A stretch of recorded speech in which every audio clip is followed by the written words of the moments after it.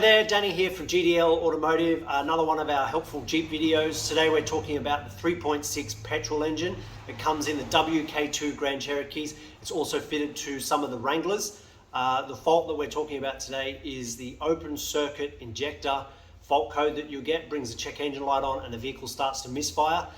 There's some common things that we'll cover in this that you need to know about before you just go replacing injectors.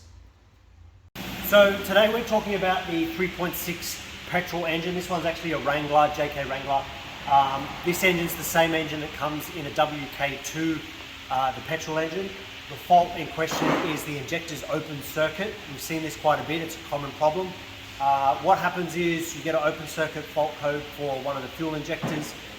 You replace that injector, the inlet manifold has to come off, and then within a month you'll have another open circuit code on a different injector.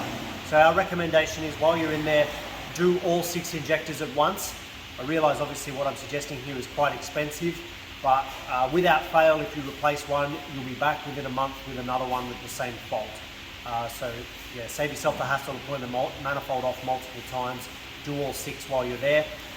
If you don't, or even if you leave a misfiring injector for too long, the other problem we have seen is a prolonged period of time with a misfiring cylinder in these engines damages the catalytic converter, and then you'll need to replace the catalytic converter as well.